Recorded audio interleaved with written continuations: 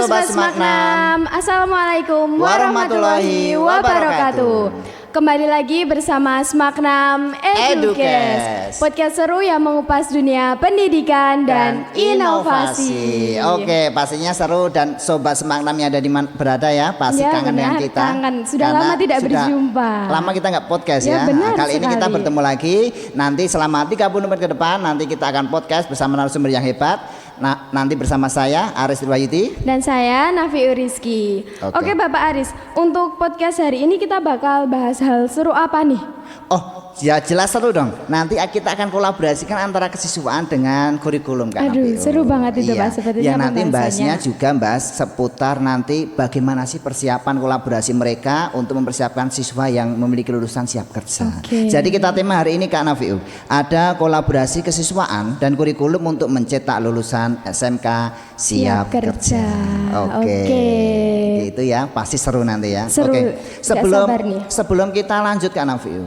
Apa nih Pak Aris? Nanti narasumber kita itu pokoknya biar tidak tegang nanti kita kasih tebak-tebakan dulu aja. Oh kita tebak-tebakan dulu. Boleh. Narasumber sudah siap kayaknya sudah siap. Penontonnya juga sudah gayeng ini ya. Dan gayeng di situ. Oke. Jadi langsung saja nih Pak Aris kita panggil narasumbernya.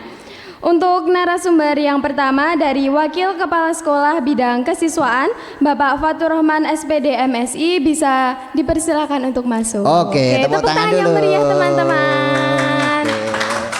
Terima kasih. Oke.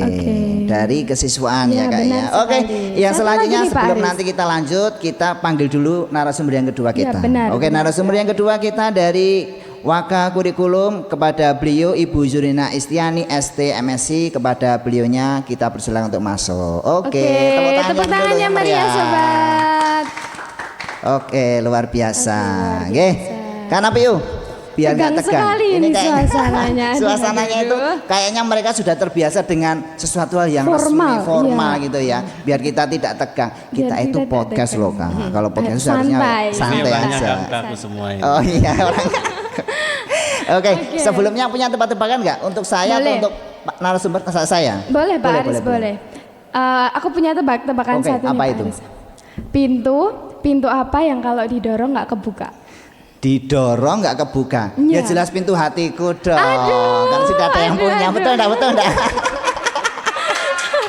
Salah, tapi salah. Oh salah ya? Apa coba tebak lagi Pak Haris? Pintu semut no Mbak, kan saking kecil nggak didorong nggak bisa. Bukan. Apa itu apa kan? Pak Aris nyerah? Iya nyerah angkat tangan saya. Pintu yang ada tulisannya digeser. Oh.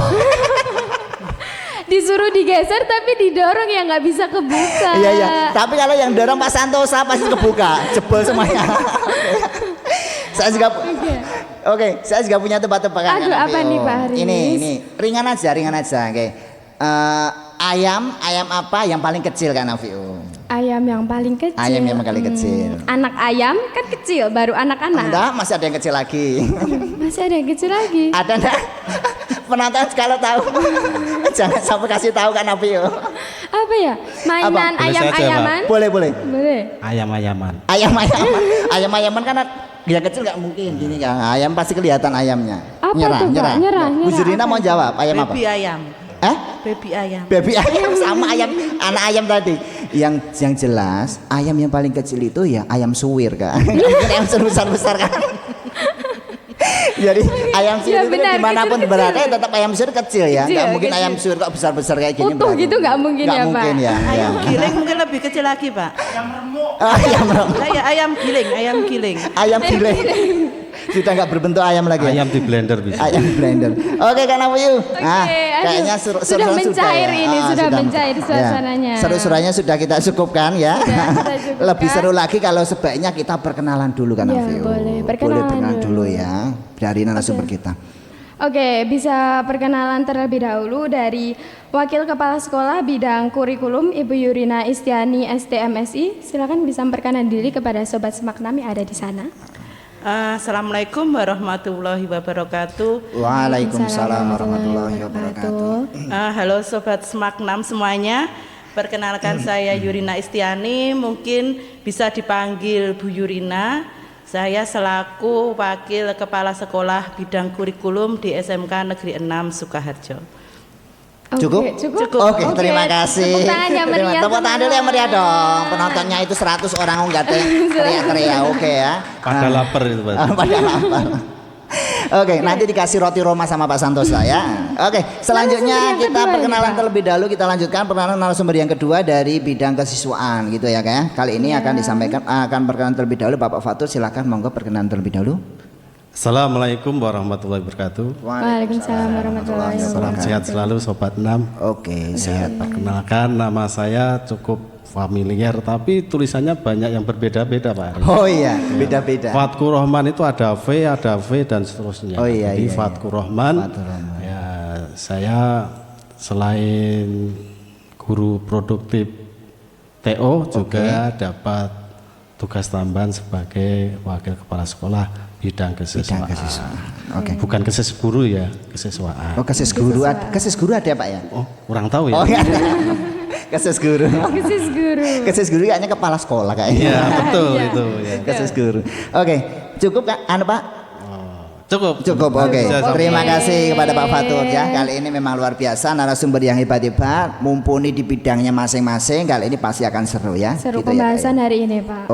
Oke, kita langsung saja untuk kita kasih pertanyaan-pertanyaan aja Kak. Biar nanti ada narasumber memberikan informasi-informasi penting kepada para sobat Semak 6 yang ada dimanapun di sana, berada. iya, Oke, benar sekali. yang pertama Kak Nafiu. Oke, pertanyaan pertama, bisa diceritakan sedikit bagaimana peran dan tanggung jawab Bapak Ibu sebagai wakil kepala sekolah di bidang kesiswaan maupun kurikulum. Siapa dulu nih Kak? Oke, boleh Bapak Fatur dulu Oke, mungkin? Bapak Fatur dulu. Apa lady first apa saya dulu? Gentleman Bapak dulu Fatur ya. dulu, nggak apa-apa. Oh iya. Fatur dulu saja, nggak apa-apa.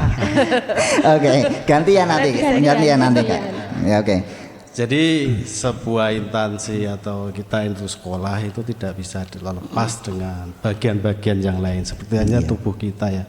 Ada kepala, ada tangan, kaki dan seterusnya. Samanya dengan ketika kurikulum dan kesiswaan itu sebenarnya tidak bisa lepas dalam satu instansi sekolah. Nah, peran dari kesiswaan itu sendiri memang cukup luas, di samping nanti hubungannya dengan pembimbingan non akademis. Jadi ya. yang akademis itu di kurikulum, yang non akademis itu di kesiswaan. Gitu. Contohnya pembinaan yang non akademis di kesiswaan salah satunya kedisiplinan, pembentukan karakter. Nanti juga ketika orang dulu ketika seusia saya, mungkin Pak Aris juga mengalami kalau kesiswaan itu paling galak. Oh, kemudian paling kereng. Oh iya.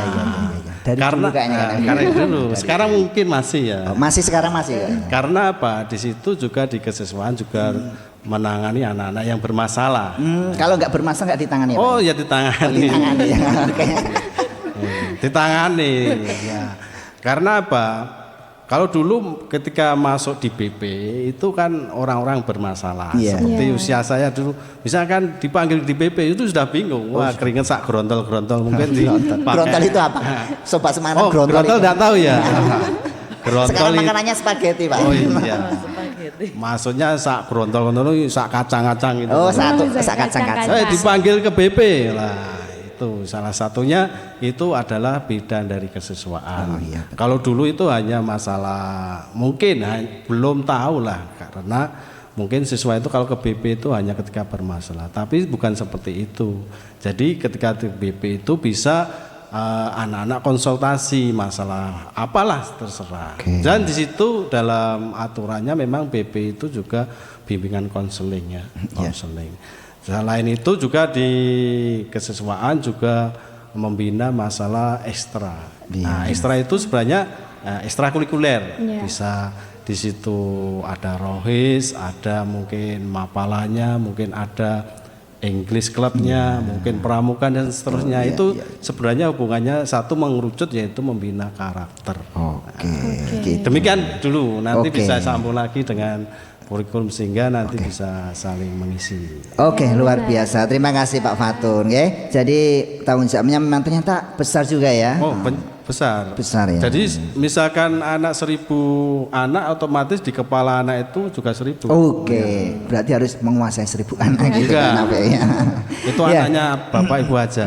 Oke, terima kasih pada Pak Fatur bidang kesiswaan. Jadi luar biasa tanggung jawab dan perannya. Sekarang kita kasih kesempatan kepada Ibu Yurina sebagai Wakil Kepala Sekolah bagian kurikulum. Bagaimana sih peran dan tanggung jawabnya itu ketika nanti mendampingi anak-anak untuk menjadi menjadi siswa yang bisa untuk diandalkan gitu. Ya.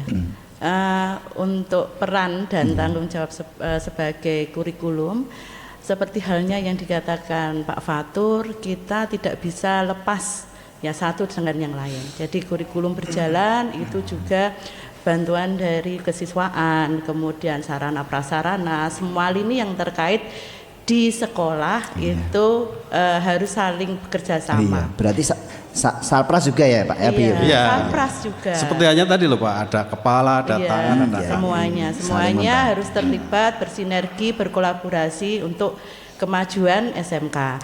Nah, untuk perannya sendiri di bidang kurikulum ini sebenarnya kalau kata orang atau kata pengawas sendiri ketika kemarin saya bertemu pengawas, Bu, kurikulum itu rohnya sekolah. Nah, itu kelihatannya kok nyawanya berarti ya.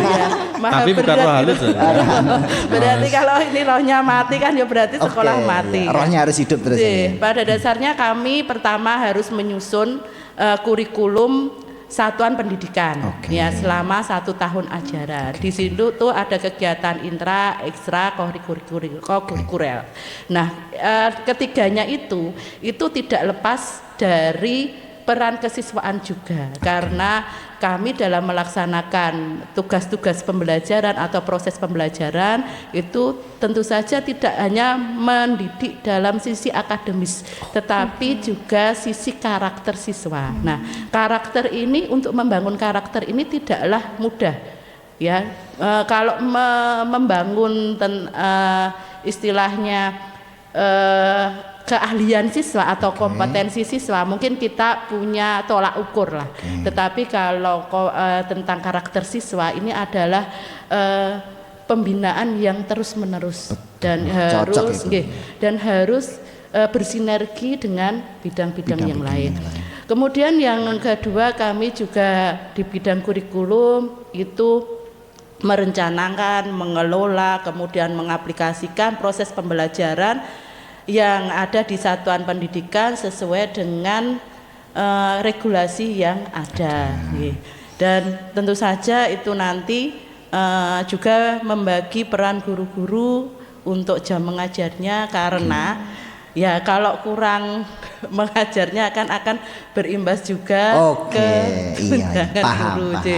Jadi mengatur semuanya supaya bersinergi dengan yang lain sehingga pembelajaran menjadi kondusif.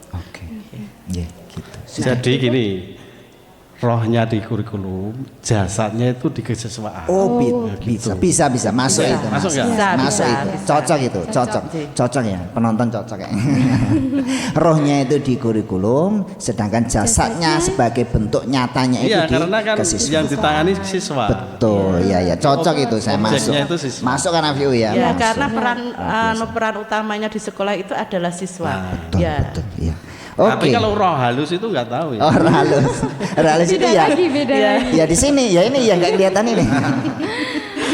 Oke, terima kasih untuk selanjutnya ini Pak Fatur dan juga Bu Yurina. Pertanyaan selanjutnya ini ya. Jadi menurut Bapak atau Ibu, nanti apa sih yang menjadi tantangan utama di dunia pendidikan SMK saat ini dalam menyiapkan lulusan yang siap kerja pastinya gitu. Yang menjadi tantangan utama itu apa? Dari Bu Yurina terlebih dahulu, monggo. Kalau di zaman sekarang ya serba digital, tantangan yang pertama itu memang mengkolaborasikan antara teknologi yang ada dengan pembelajaran yang bermakna. Jadi banyak anak yang menggunakan teknologi tetapi tidak tepat. Cocok. Nah, itu perlu diarahkan dengan inovasi-inovasi pembelajaran. Dan kita juga harus menjalin terus kerjasama dengan kemitraan, yaitu dengan industri. Supaya link and match ini terjalin, sehingga apa yang dipelajari di sekolah itu match dengan industri, lingkungan industri gitu ya. Industri, sehingga nanti ketika anak-anak ini lulus gitu bisa terserap paling tidak ya 90%. Kalau 100% kan itu apa kita terlalu muluk ya. Kan ya, ada yang namanya 90% itu sudah bagus sekali. Bagus sekali no Bu, karena ada yang pengen kuliah juga. Tidak semuanya kerja tapi kan BMW Pak, BMW belajar. Iya. Belajar, melanjutkan, berwirausaha. Itu masuk. BMW teman-teman sobat Semak 6 ya, BMW. Tuh diingat-ingat. Terus lanjut lagi? Ya, jadi sinergi antara masyarakat dan dunia industri itu juga diperlukan. Kemudian membangun karakter. Nah, karakter ini sebenarnya kenapa pemerintah itu ada kemarin di kurikulum Merdeka ada profil pelajar Pancasila. Kemudian di sini ada sekarang yang kurikulum dengan pendekatan pembelajaran mendalam ada yang 8 DPL dimensi lulusan. Nah, itu kan ujungnya di situ sebenarnya. Nah, ujungnya di situ itu berarti karakter. Nah, jadi selain hard skill itu adalah soft skill. Karena di perusahaan-perusahaan sekarang itu yang diutamakan adalah soft skill. Hard skill itu bisa dipelajari dengan pengalaman, mungkin dengan magang itu bisa. Bisa. Tetapi memang tantangan kita ini adalah membangun soft skill anak. Tantangan terbesar ini dengan kemajuan teknologi ya yang jadi ada. memang kita harus menyiapkan anak yang memiliki soft skill yang mumpuni gitu ya Bu ya. Luar biasa. Ada yang mau tambahkan lagi? Itu cukup. Mungkin bisa ditambahkan oleh Bapak Fatur dari kesiswaan. Oke, Bapak Fatur bisa ditambahkan mungkin atau ingin memberikan pandangannya tentang tantangan utama pendidikan SMK saat ini untuk mempersiapkan lulusan yang siap kerja. Oke, terima kasih. Saya hanya melengkapi dari Bu Jurina ya. Ketika anak itu pandai, saya mengamati dari saya kelas dulu SMA, itu ada yang pandai atau tidak berhasil. Pandai tidak berhasil. Dalam hal itu contohnya? Ya, pandai dalam bidang akademis. Maksudnya nilai matematika bagus, bahasa Inggris bagus. Ketika kuliah juga bagus di kuliah ya bonafit lah istilahnya. Tapi kok tidak berhasil dalam hidup, dalam artian dilihat dari tempat kerja. Mungkin dia malah di rumah tidak bekerja. Nah, ketika dilihat itu kadang orang itu hanya mementingkan akademis. Dalam artian kalau saya pernah membaca di intelijensi IQ seseorang. IQ itu ada intelligence question, emotional question, spiritual question. Jadi dari bulatan itu paling luar itu intelligence question. Jadi nilai-nilai itu hanya terlihat dari luar, dari luar saja. Padahal di tengahnya itu yang paling penting adalah emotional question. Emotional question itu salah satunya karakter orang. Ya, karakter orang ketika menangani permasalahan, ketika kita bernegosiasi, ketika kita berkomunikasi, itu yang paling menentukan nanti hidup itu berhasil dan tidak. Salah satu contoh di lulusan itu juga sama. Ketika dia hanya mengandalkan ilmu saja, nilai-nilai saja, kadang dia tidak bisa maju dan mungkin terbentur sedikit aja ketika karakternya jelek atau karakternya kurang bagus, dia akan timbul mungkin putus asa, mungkin istilahnya tidak tangguh. Nah, tidak kuat atau tidak kuat dari mental. Padahal tidak mungkin orang itu mulus-mulus saja, tidak ada orang Tetap ada masalah Pak, iya, dalam hidup. kita pun ada masalah Bu Yurina ya di rumah mungkin ya. Pak Aris juga mungkin jangan, itu wah permisa juga mungkin kurang uang, ini tanggal tua dan seterusnya. Tapi kalau beda kita mungkin di rumah gara-gara gara-gara piring ya, gara-gara piring di rumah itu sudah jatuh sendiri ya Pak. iya, Jangan dilempar ya, jangan dilempar ya. terbawa sampai tempat kerja. Nah, itu dibutuhkan suatu intelijensi emosional. Disitulah salah satu tantangan ketika kita tidak hanya membangun dari intelijensi dari apa tadi yang luar tadi, intelijensi question saja. Jadi akademinya bagus, tapi kalau emosionalnya itu tidak bagus, nanti akan lebih cenderung tidak berhasil. Tapi di situ dalam buku itu juga orang berhasil itu sebenarnya intinya di spiritual. Spiritual itu akan menggerakkan ke emosional dan intelijensi. Masuk itu kayaknya Kak. Jadi tantangannya itu sebenarnya kita itu sebenarnya membangun spiritual ya. Berarti kaitan dengan ibadah itu ya Kak. Oh iya, ya, karena kita itu tidak mungkin lepas dari penciptaan kita.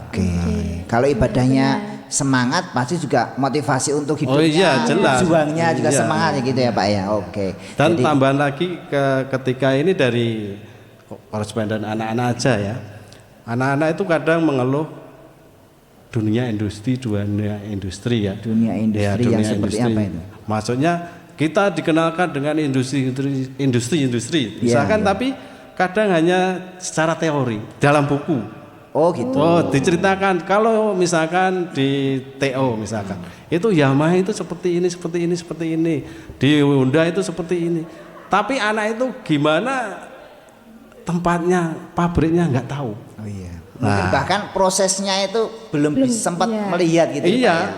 Nanti samanya ketika orang pinter tapi nggak tahu tempatnya. Gitu, maksudnya ngelamarnya nanti walaupun online tapi kayak dia datang juga. Sehingga dari anak-anak itu ada yang mengusulkan misalkan oke lah kita tidak boleh misalkan kunjungan wisata. Tapi kalau ke dunia industri lah mohon untuk dikaji ulang karena itu sangatlah penting untuk tingkat SMK karena budaya industri itu tidak bisa kita jelaskan hanya secara teori. Samanya dengan SMK teori ya sama saja. Nggak ada prakteknya Pak ya. Nggak mungkin ya. Iya betul. Samanya ya Bu ya. Misalkan industri gini. Wis tahu iro belum. Gone kan tidak ngerti. Apalagi pakai praktek di sekolah juga ya. Iya, lihatnya di mana Google. Jadi sebenarnya ada kebijakan yang misalkan perlu dievaluasi dalam salah satunya ini ketika industri itu sebenarnya welcome sebenarnya di industri masih welcome. Hanya ada kunjungan industri welcome sebenarnya. Iya welcome. Karena apa? Industri itu sebenarnya juga membutuhkan tenaga kerja. Hanya antara sekolah dan industri tadi yang link and match-nya itu kurang.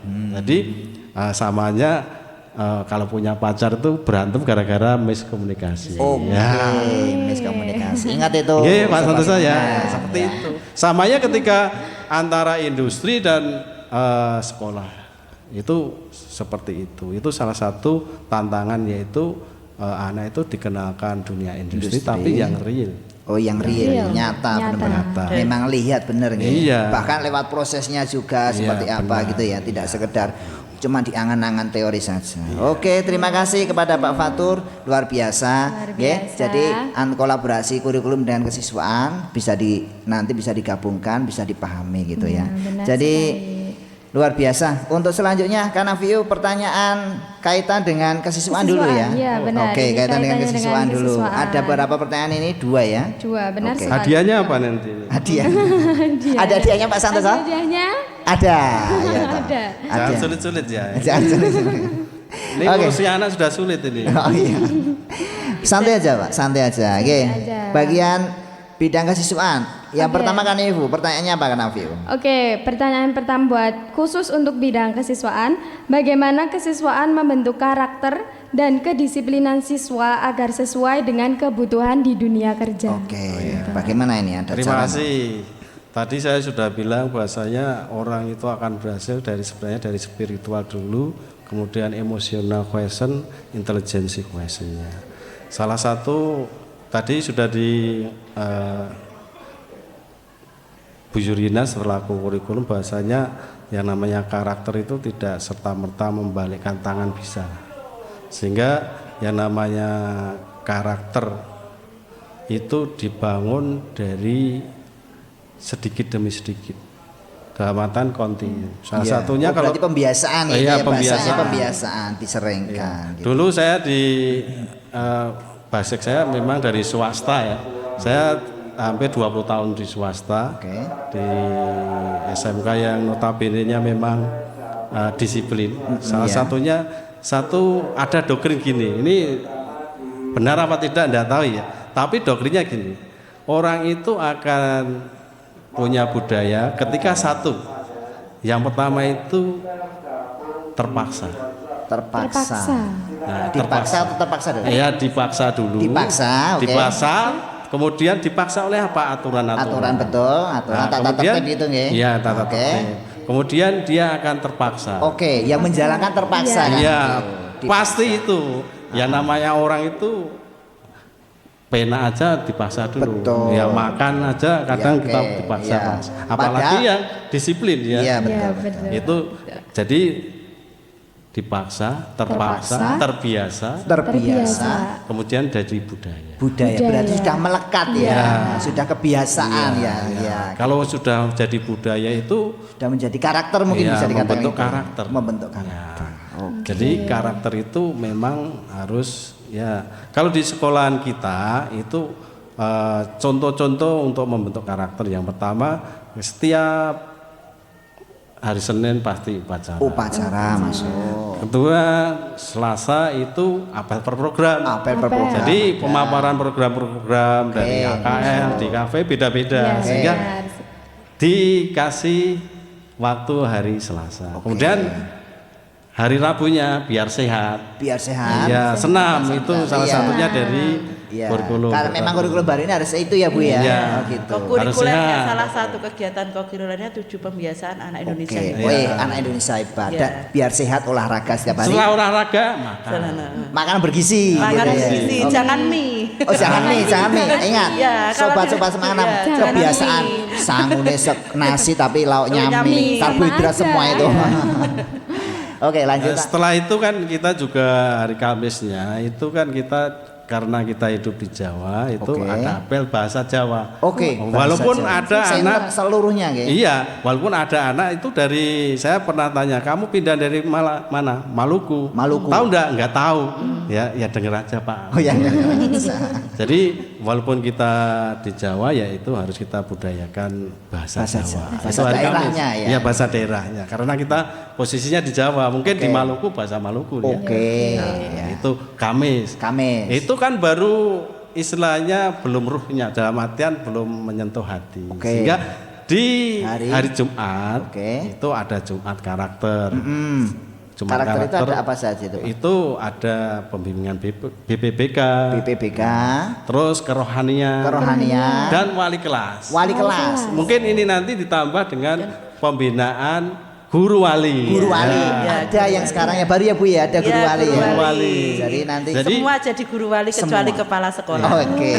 Jadi nanti siswa-siswa yang memiliki unek-unek permasalahan apapun bisa nanti curhat sama guru wali gitu ya Bu ya. Bisa dicari jalan keluarnya gitu. Jadi selama 5 hari itu ya kita berusaha untuk membentuk karakter anak dari fisiknya, kemudian dari kesehatannya, mungkin dari rohaninya. Karena tadi ada Jumat karakter yang kerohanian. Itu sesuai dengan agamanya. Tambah lagi ada ekstra yang lain. Ekstra yang lain. Juga membentuk karakter juga. Luar biasa. Ternyata SMK 6 atau Semangat 6 itu luar biasa banyak kegiatan. Kan slogannya terdepan. Selalu terdepan. Selalu berada di depan ya. Jadi belakang tinggal aja gitu. Oke, terima kasih Pak Fatur untuk kali ini. Masih sedikit lagi nih Pak Fatur. Ini tadi sebenarnya sudah disampaikan ya. Adakah program khusus yang dijalankan untuk mendukung soft skill siswa seperti kepemimpinan, komunikasi, mungkin dari istilah tadi contoh-contohnya mungkin Pak, kerja tim biar nanti itu ada sesuatu hal yang positif masuk pada berkarakter pada diri mereka. Jadi program khususnya mungkin ada nggak program khusus? Program khususnya itu kan ya tadi masuk dalam Ekstra mungkin? Oke, ya, ekstra itu. Ya salah satunya misalkan program khususnya untuk apa tadi?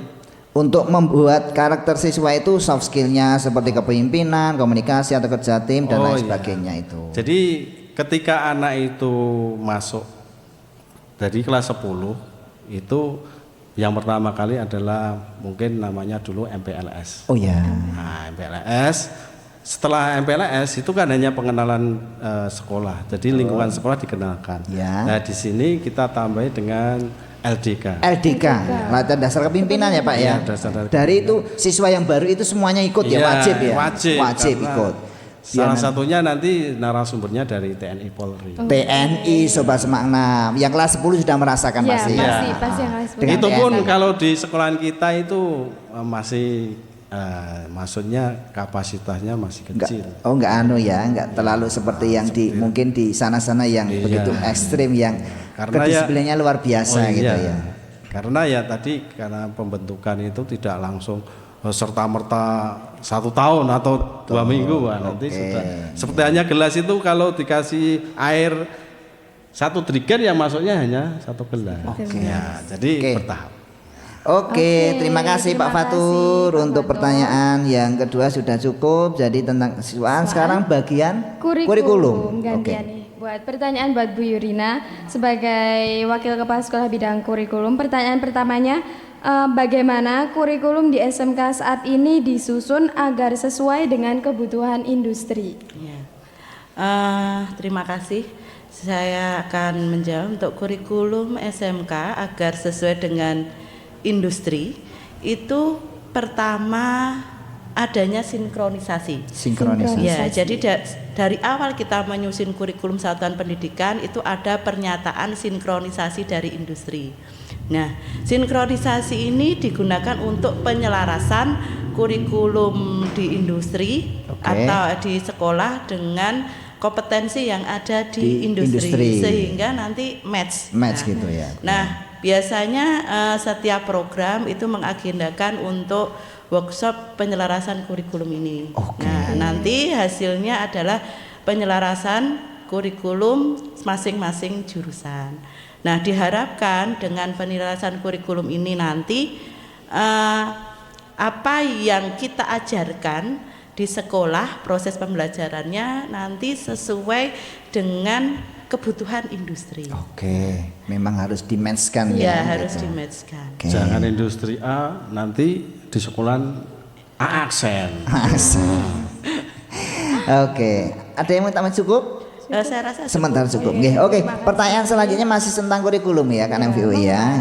Ini satu lagi dari ini Bu Yurina, masih banyak sih di sini. Disiapkan saja.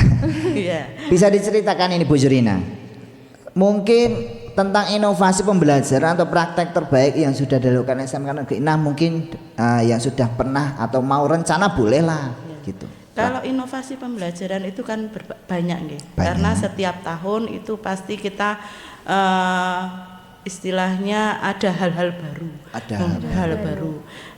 Nah kita kan harus selalu mengikuti perkembangan zaman yang ada. Karena kita sebagai guru harus berpikiran bertumbuh atau growth mindset, sehingga kita harus menciptakan inovasi-inovasi. Tentu saja pertama adalah pemanfaatan teknologi TIK. Yang tadi ya. Nah, salah satunya adalah kita pernah membuat workshop tentang pemanfaatan teknologi AI untuk membuat perangkat ajar. Itu untuk Bapak Ibu guru ya. Untuk Bapak Ibu guru. Nah, Bapak Ibu guru ini nanti itu memang perlu dibekali dengan teknologi inovasi ini, karena kalau Bapak gurunya tidak berinovasi, gimana kita mendorong anak-anak didiknya untuk berinovasi. Jadi Bapak Ibu gurunya dulu harus berinovasi dengan berpikiran ya growth mindset, itu selalu berpikiran bertumbuh. Jangan fixed mindset atau misalkan ya sudah ini udah enak ini, karena sudah nyaman dengan zona nyaman ini ya. gitu, Biasanya belajar sepanjang aja. iya. Sebenarnya tantangannya itu di zona nyaman ini gitu loh. Bisa nggak keluar dari zona nyaman ini? Nah, maka dari itu ada guru-guru yang mungkin ada berinovasi dalam media pembelajaran. Mungkin yang dulu itu hanya sebatas PowerPoint, sekarang sudah bermain Canva dengan pembuatan video dan sebagainya. Mungkin untuk asesmen bukan hanya pakai Google Form, tapi ada quizzes, kemudian untuk interaksi siswa mungkin ada Padlet dan sebagainya. Jadi aplikasi-aplikasi ini mulai harus digunakan untuk guru untuk berinovasi sehingga nanti akan menghasilkan inovasi pembelajaran dan murid-murid juga akan terdorong. Gurunya aja berinovasi segitu bisa. Berarti kita juga harus bisa. Apalagi generasi Gen Z ya, generasi Alpha ya. Ya, seperti itulah ya dalam berinovasi di SMK Negeri 6 Sukoharjo sejauh ini. Guru itu digugu nanti ditiru. Maka yang baik saja. Yang baik ya. Berarti kalau gurunya maju, pasti siswanya juga akan mengikuti maju gitu ya. Makanya SMK Negeri 6 terdepan. Gurunya harus terdepan. Oke, terima kasih gitu ya Kak Nafiu ya. Untuk pertanyaan selanjutnya Kak Nafiu. Nah, karena waktunya sudah 20 menit, 30 menit lagi Kak Nafiu. Oke, yang keempat Kak Nafiu, untuk kesiswaan dan juga kurikulum ini. Ada beberapa pertanyaan ini.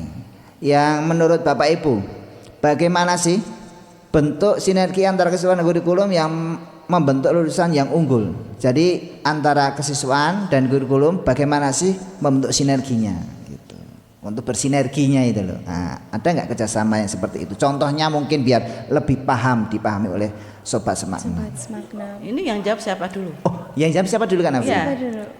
Pak Fatur dulu aja, Pak Fatur dulu. Oke, Pak Fatur. Seperti hanya tadi yang namanya roh sama jasad itu tidak bisa dipisahkan ya untuk membentuk. Samanya dengan kurikulum dan kesiswaan. Jadi untuk membentuk lulusan yang berkarakter ya, itu salah satunya kerjasamanya mungkin kalau dulu ada yang namanya P5 dulu ya, waktu sebelum ini ya kurikulumnya baru ini. Ya, mungkin nanti ada unjuk karya juga. Kemudian mungkin lewat nanti mungkin media-media seperti ini kan juga nanti melibatkan anak, melibatkan guru yang di situ juga melibatkan yang lain dan akademis. Mungkin dari Bu Jurina bisa nambahin. Monggo Bu Jurina mau nambahin. Ya, ini kan pemerintah sedang menggalakkan program 7 Indonesia Anak Hebat. 7 Indonesia Anak Hebat. Salah satu sudah beberapa kebiasaan anak Indonesia hebat. Kan itu ada senam dan sebagainya. Intinya adalah pendidikan karakter ya. Kami dari kurikulum untuk kegiatan kokurikuler ataupun kegiatan lain itu tidak mungkin tanpa kolaborasi dari kesiswaan. Ya, karena pemeran utamanya adalah siswa itu sendiri. Jasadnya Jadi semua kegiatan di kurikulum itu harus ada dukungan dari kesiswaan. Itu yang pertama. Ya mungkin seperti yang tadi Pak Fatur sudah bilang kalau di profil pelajar Pancasila itu ada proyek P5. Itu dulu ya. Juga kita di kurikulum itu mengintegrasikan ya tema-tema P5 dengan perwujudan proyek. Kemudian di kesiswaan itu mengorganisasi untuk gelar karyanya. Pernah gelar karya dulu ya. Dan ini tahun ini ada kurikulum kewirausahaan. Nah, tuntutan kurikulum kewirausahaan ini kalau mungkin dalam 1 semester itu diharapkan ada gelar karya.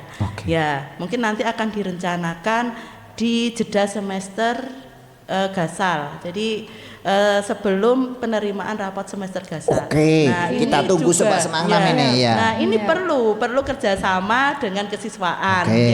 Tentu nanti kita akan berkolaborasi untuk membuat gelar karya kewirausahaan yang nanti diharapkan itu akan melahirkan anak-anak yang punya jiwa wirausahawan.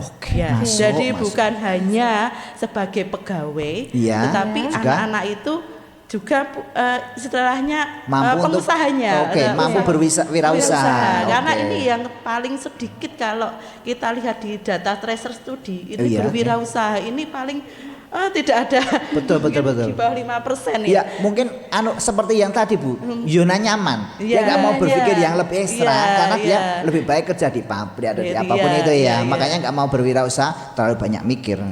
Mending baik kerja saja udah dapat gaji. Perlu tantangan. Betul, itu berarti memang cocok itu untuk nanti kelulusan dari SMA Negeri 6 itu untuk lebih maju, lebih berani sehingga nanti bisa diterima di lingkungan, bisa menciptakan wirausaha sendiri. Jadi, gitu ya. Entrepreneur. Oke, masuk itu. Terima kasih Bu Zurina. Jadi memang ada match sekali antara keseluruhan kurikulum ya. Jadi tambahin sedikit. Tambahin. Jadi kalau itu baru di dalam, ke dalam. Jadi ada kegiatan yang namanya PKL. Kalau dulu itu PKL itu hanya di ranahnya humas. Betul. Tapi sekarang masuk ke ranahnya kurikulum juga. Jadi itu ada humas, kurikulum dan kesiswaan. Dan dunia industri. Ya, jadi PKL itu salah satunya untuk mengenalkan tari, tapi walaupun keterbatasan. Terima kasih Pak Fatur, tambahnya luar biasa. Luar biasa, ternyata match ya. Ini memang harus ada kolaborasi kan Afio ya. Memang kolaborasi ini nanti dapat mendukung untuk siswa menjadi siap di lapangan kerja, di dunia kerja gitu nggih. Oke, selanjutnya langsung ke visi misi aja. Visi ke depan. Visinya ke depannya Pak. Apa sih harapan dari Bapak Ibu terhadap lulusan SMK, khususnya SMK Negeri 6 Sukoharjo dalam menghadapi dunia kerja maupun studi lanjut? Harapannya apa ini tentang lulusan SMK 6? Dari baik diterima di dunia kerja ataupun studi lanjut atau kuliah gitu. Dari Bu Zurina dulu. Kalau harapan saya, entah itu nanti anak mau melanjutkan atau dia membuka usaha, itu alhamdulillah lebih baik. Atau dia bekerja, itu yang pertama adalah tentang karakter. Jadi pertama adalah soft skill. Jadi karakter itu harus selalu dibangun menjadi pribadi yang lebih baik, dan kompetensi juga harus terus digali menjadi pribadi yang unggul dan berkompetensi secara global, bukan hanya lingkup lokal daerah, tapi kalau bisa itu juga di kancah internasional. Dari pandangan sudah luas sampai ke sana ya, internasional. Medianya sekarang karena medianya bisa. Betul. Kerja remote itu kan sekarang banyak. Jadi anak-anak yang suka mager itu biasanya kerjanya remote di depan laptop tapi dia gitu bisa ya, menghasilkan uang gitu. Padahal itu sudah jalan-jalan kemana-mana tapi dalam dunia digital gitu ya Bu ya. Ya. Jadi ternyata sudah memiliki pandangan yang panjang ya, luas ke sana. Untuk Bapak Fatur sendiri gimana nih terhadap lulusan SMA 6 harapannya seperti apa? Ya, nambahi dari Bu Zurina saja, seperti yang saya utarakan tadi, bahwasanya orang itu akan berhasil tidak hanya lulusan saja ya Pak Riz. Ya, dalam kehidupan itu, kalau dalam bukunya Ari Ginanjar ada 3 intelijensi atau 3 istilahnya kecerdasan. Dari intelijensi, emosional, spiritual, itu harapan saya itu tidak bisa terpisahkan. Jadi kalau saya hanya menambahi dari Bu Zurina tadi, bahwasanya yang namanya spiritual itu sebenarnya kekuatan yang paling besar, yang kadang-kadang diabaikan. Kadang-kadang diabaikan, sehingga dari karakter terbentuk itu sebenarnya dari spiritual dulu. Sehingga dari spiritual nanti akan terbentuk emosional yang bagus dengan karakter yang baik, dan nanti dari segi intelektual juga baik. Sehingga di situ ada, saya pernah baca buku gini, ketika orang itu hanya mengandalkan kecerdasan, intelijensi dan emosional, itu akan menjadi binatang yang paling sempurna. Binatang yang sempurna iya, ya. Binatang yang paling sempurna. Wah, Karena ngeri ya. apa? Dia manusia itu diberi oleh Allah Tuhan Yang Maha Esa itu kecerdasan lebih dari binatang yang lain atau penciptaan yang lain. Dan di situ ketika emosionalnya itu juga bagus, tinggi, dia itu akan bisa berkomunikasi, bisa mengatur orang dan seterusnya. Sehingga saya contohkan gini, orang kalau tidak pandai itu dia hanya mencuri mangga 1-2. Yang tidak pandai mencuri mangga cuma 1. Mungkin hanya sandal di masjid. Oke. Itu tidak pandai. Oke. Nah, tapi ketika orang itu pandai, kemudian emosionalnya bagus, itu akan korupsi triliunan, Pak. Kayaknya ini saya ikut-ikutan ini ya, saya ikut-ikutan ini ya. Itu membutuhkan, kaitannya dengan korupsi ya. dia harus pandai dan dia harus punya kedudukan. Punya kedudukan iya. itu dia harus emosionalnya bagus. Tidak mungkin pejabat itu emosionalnya tidak bagus, dia punya jabatan. Ini Sehingga baru. dari dua kecerdasan itu harus dikontrol yang namanya spiritual. Penting itu. Ya, yang paling penting sebenarnya spiritual tadi. Jadi mendorong dari emosional sama tadi kecerdasan intelijensi. Jadi lulusan itu akan bagus ketika tiga itu akan berjalan dengan baik. Jadi harapannya Pak Fatur ini bisa dong tiga-tiganya itu kecerdasan itu bisa saling digabungkan terkhusus lagi bagian dari religiusnya itu ya. Benar sekali. Ya, itu ya. Jadi terima kasih Pak Fatur, Pak Ibu Jurina untuk kali ini kayaknya cukup ini Kak. Sudah Cepat 29 sekali. menit ya. Waktunya berjalan cepat sekali saking serunya. Ada kata-kata hari ini? Oke, ini closing statement singkat. Gitu ya, Kak Iya. ya. Untuk sobat Semaknam yang sedang menyaksikan ini boleh. Closing statement singkat saja dari jenengan-jenengan narasumber untuk Semaknam Edukes kali ini ya. Monggo dari siapa dulu? Siapa dulu? Kak Bu Fatur Yurina, apa Bu di- Bu Yurina? Zurina dulu. Oke, Bu Zurina dulu. Oke, kolaborasi yang baik merupakan sinergi strategis untuk menciptakan ekosistem pendidikan yang utuh baik karakter maupun kompetensi siswa. Oke, masuk. tepuk tangan. Tepuk tangan yang meriah dulu ya. Dari kurikulum. Oke. Sesuatu yang sinergi yang memang harus benar-benar luar biasa Berkolaborasi. menghasilkan generasi lulusan yang siap kerja. Oke, selanjutnya close Dari Pak statement Fatur. untuk dari Pak Fatur sendiri. Ini mau panjang apa pendek, Pak? Singkat Singkat saja. Oh, singkat. Apa ya? Waktu terus berjalan. Oke. Ini puisi Pak. Puisi, Pak. Puisi ini. Oh, enggak puisi ya, enggak puisi. Waktu terus berjalan. Jangan sampai masuk sekolah hanya nunggu lulus. Karena sekarang itu lulus itu gampang. Tapi ketika datang sekolah silahkan belajar untuk menuntut ilmu sehingga masa depanmu akan lebih baik. Oke. Jadi kalau sekarang itu lulus gampang. Oke, lulus Tapi- gampang. Iya. Yang penting Ya tadi belajar. belajar. Ya. Dan kalau bisa karakter itu dimunculkan ya Pak. Iya, karena dari proses tadi. Iya, Kalau dari proses belajar tadi, dia akan membentuk karakter. Oke, ya. Cukup Pak? cukup. Cukup ya proses statementnya ya. Oke, terima kasih. Penuh tepuk tangan yang meriah dulu. Aplaus untuk narasumber yang luar biasa. Luar biasa narasumber Hebat-hebat hari sekali ini ini. Kak Nafiu, ya Allah. Tidak terasa 30 Tidak menit. terasa saking serunya pembahasan kita hari ini Pak Aris. Ini tegang atau serius ini? Tegang atau aneh? Seru ini. Boleh nambah Ada lagi? tegangnya. Oh, cukup. Nambah lagi boleh? 30 menit lebih 1 menit ya kayaknya.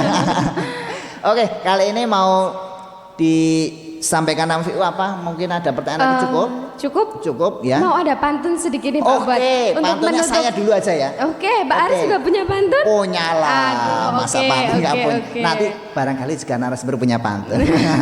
boleh. Oke. Oke. Pak Aris. Pandai berpantun saya. Saya nyerah aja ini. Jalan-jalan ke Itali. Cakep.